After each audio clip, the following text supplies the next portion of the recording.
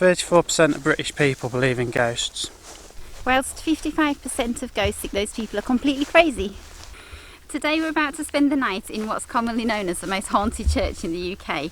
It's apparently a hotspot for paranormal activity, and quite often it was used for satanic worship.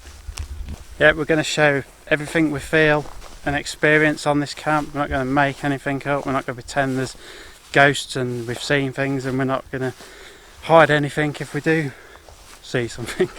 The whole trip will be shot on large sensored DSLR cameras, which are exceptionally good in low light. So if we see it, you're going to see it.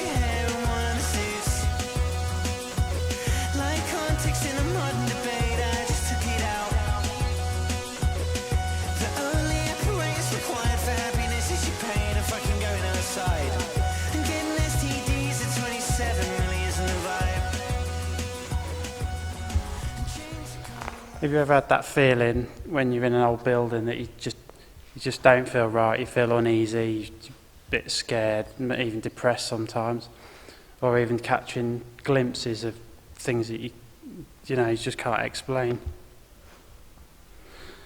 Well, the chances are that you're in a building that exhibits infrasonic frequencies. Let me explain.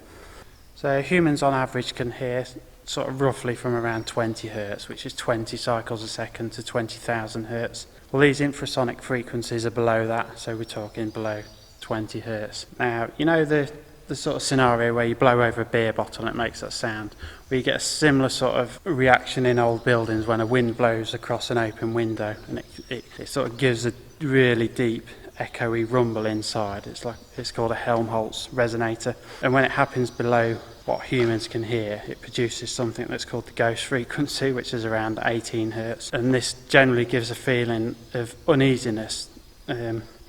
It's an actual old instinct that humans use to warn of danger. Animals still use it, and for instance they used it on the 2004 Indian earthquake tsunami thing, but the animals fled the area a good few hours before the tsunami hit because they felt this infrasonic frequency. Now humans used to use it, but obviously it's lost in modern day society. I mean, when you've got a storm approaching or a volcano erupting, something like that, it produces the frequency in the bucket loads, and it's designed to give us the fear of flight, do you know what I mean, get us out of that situation. But modern day age and everything as it is, just the instinct's been taken out of us, and so when a building produces this frequencies from the wind, it gives you a natural feeling of fear.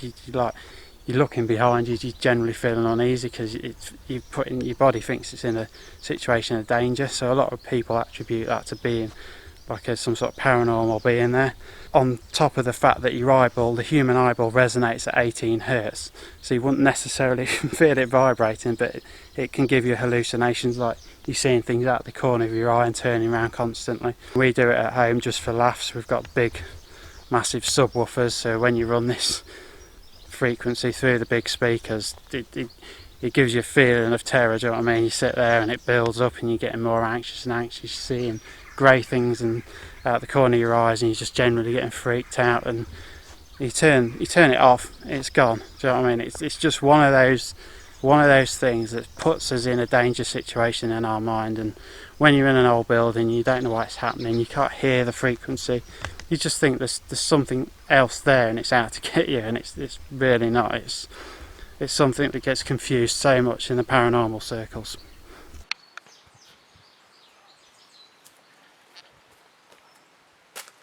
So I had this really cool plan that we were going to kind of sleep in this area over here behind me, But we've noticed that there are some CCTV cameras now, so we're not going to be able to sleep in here after all, and we're going to have to slum it in the graveyard, which should be fun. So that's just one example of the kind of things that people try to do here, only they've tried to draw a pentagram, but kind of got it all wrong. Haven't even got the shape right, have the amateurs? Kind of got to laugh at it, really. What was that? Oh, it's just Zoe. So far we've had no paranormal activity, have we? No, apart from the fact that we've had 2 paranormal investigators just turn up. Yes, 2 paranormal investigators have just turned up, so they'll be doing some investigations tonight, so we'll try and film some of that. We'll still try and jeopardise it, eh? Throwing stones through the windows. No, we won't. Or maybe have a talk with them later and see if they see what they find and if they've experienced anything apart from us messing about. But no, it's like we've come here before and we stayed here till dark, didn't we? And We did. it's always filled. It's always really filled. It's always felt really chilled out, sort of thing. I suppose it's one of those things. If you're a bit mentally inclined to be freaked out by stuff, you let your mind run away with itself, don't you? And Some people do, indeed. Zoe just laughs at everything, and I just go, yeah. But no, so far so good. I don't know if any of you watch Father Ted, but we really love it. And there's a priest in there that's always laughing at everything. He's like, Ted. Well, I just said Zoe is that person. What's his name? I don't know. Can't remember. The laughing That's priest. all. He's just, yeah, check it out. So that's paranormal. Zoe's nearly drank all her alcohol, 2 bottles. Yes, but look what Gareth's got. Opal fruit. As I used to say, it's vodka, but it's not, is it? It's rum. Yeah, April fruit rum. Yeah, this looks a bit rare. I'm not sure it's as good as the Skittle rum, You're not convinced at all, are you, really? but it's different. Yeah. I think the message is try Skittle rum, but not opal fruit rum. The thing about sleeping in a graveyard is it's full of graves, so obviously we don't want to be disrespectful. And out of the whole graveyard, this is kind of like the only little spot that we can find where it's not on somebody's grave because they're all facing that way. So I think this will be our area for tonight. Probably just bivvy bags only, I think, because it's not going to rain. That's the first time we would have done a bivvy bag only camp. It is. Without a tarp. Yeah, so no tarp and just bivvy bags down here. So that's the thing about this kind of place. It does, promote a lot of interesting people. We've been joined by another group, another couple. This time we've got a different approach. They want to kind of sit with deck chairs in the church and just listening. They reckon that the last time that they came here, they heard like footsteps in the night. So they just go for the quiet, see what happens kind of approach.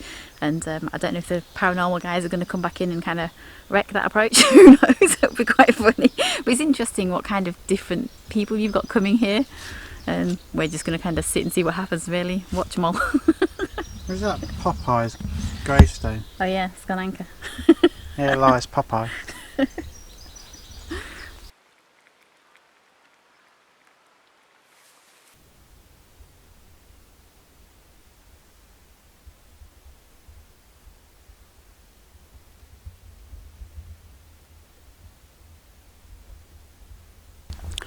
So I'm blinding myself here. I've got a new torch. Been talking to the guys from.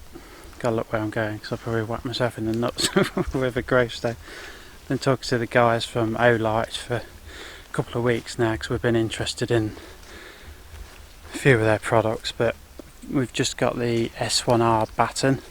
It's just shining at myself at the minute. It's blinding. So as always, when we find a manufacturer who's passionate about the products, we like to share it with you guys. But it's blooming awesome. It is tiny little thing, and it's equivalent to a bit brighter than a car headlight. So, and it is tiny, as you'll see in some of the footage now. Comes with a charger that's a USB. You can run it from your computer or a power bank or anything like that, and it's 900 lumens in turbo mode. It's literally got one button. Just keep your finger on the on the button, it goes through the cycles. Double tap it, goes into turbo mode. Double tap it again, and it goes into turbo mega bright Just mode. too bright. So yeah, Olight have actually got a really good sale on this this weekend if anyone's interested. 40% off this little light, but it's I've never been into torches really before, but this little thing is absolutely amazing. Okay. Nothing might happen, but in our experiences, nothing ever has. I've got my running trainers on, so we're alright. Cheers for that. Alright, mate.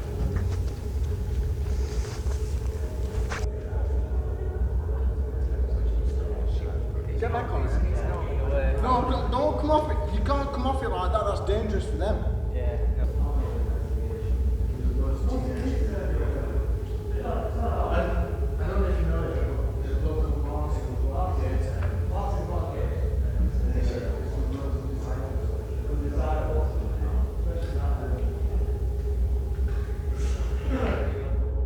So the guys that were doing the paranormal activity, they've kind of come back in the church at the moment, and everyone has to be like really quiet because they're doing lots of tests. So we just come out here to be quiet. No, you said let's come out and throw stones through the window. Because we're just going to give them a little bit of time to get on with whatever they're doing. And then we'll go back in. Well, have a good night anyway. Yes, you too, Gareth. I'll see you in the morning, guys. We've only got another crate of cider to drink. I think we'll just wake up and get off. See you later, Zoe. See you later. Bye. See you later. Have a good Well, night. yeah, well, Lovely to meet you. oh dear. Right, it's 3:10 in the morning, what's commonly known as the witching hour. Now, the witching hour is supposed to be a time when pure evil comes out, according to paranormal experts. But incidentally, all the paranormal people that were here earlier have gone out, just gone. And this is apparently the hotspot time. They believe that spirits, demons, witches, that sort of thing come out at this time because something to do with the two worlds being the veil is unlifted, and if you're going to see anything, now is the most likely time, but we've not seen anything.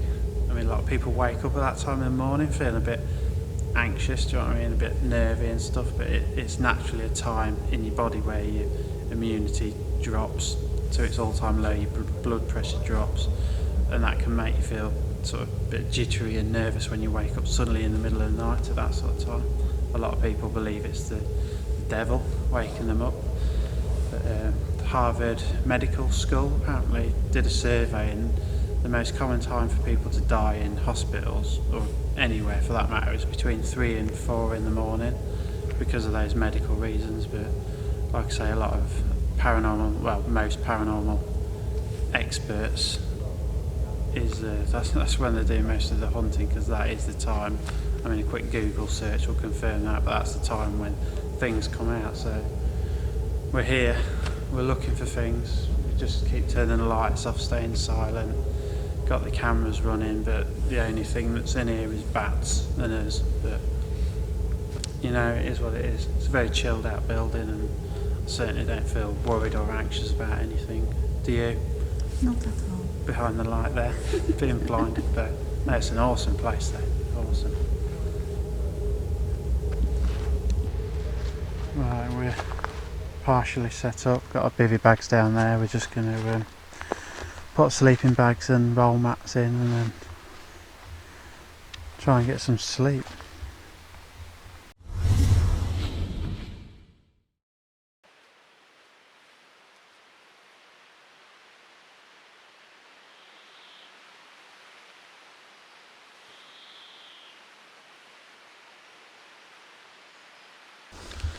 Good morning, people of the internet. Good morning, Zoe. Morning, people. We had a surprisingly sound night's sleep. Got up once for the toilet, but apart from that, it was spot on. Slept like a baby. Nothing appeared in the night. We weren't possessed by anything. We spent some time in the church, lights off, cameras running. Quiet, nothing happened. It's to us, the building's got a very chilled out feeling. Do you know what I mean? It doesn't feel spooky in any way, or like anything's watching you. It's exactly how we left it last night.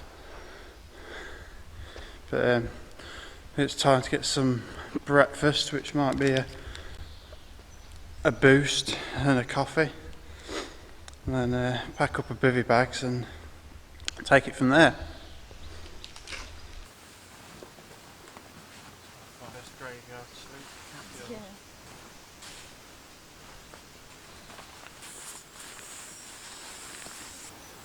Yeah, I was really cosy, comfy. I woke up a couple of times thinking like I was in bed.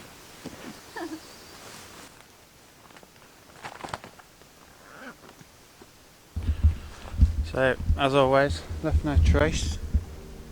Down there. Like I say, we're gonna get. I've not had a coffee yet. Just wanted to get packed away and yeah, out of sight. And go make a brew and wake up a bit. Feel like I need a coffee. But yeah, like I say, good night. Slept well. Any thoughts? None whatsoever. Slept like a baby. That's exactly what I said when I was walking over there. Slept like a baby. Doesn't mean I pooed myself in my sleep or anything. But And woke up for a bottle every 2 hours. yeah, but yeah, good night.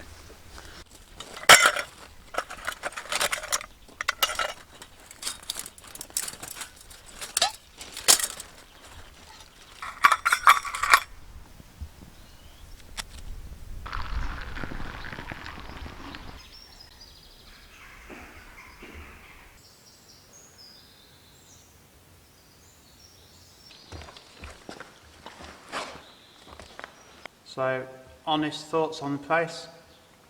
Love the building, been here before.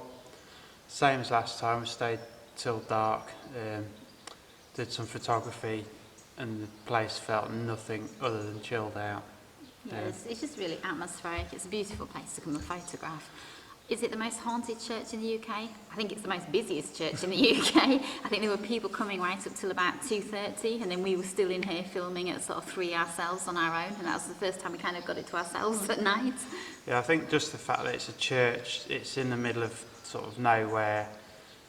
I think people just get freaked out. We watched some people doing Ouija boards and some young people come, and you could see them, they just freaked themselves out. And there's nothing here. We've spent the night in the graveyard. I was in here for a few hours during witching hour.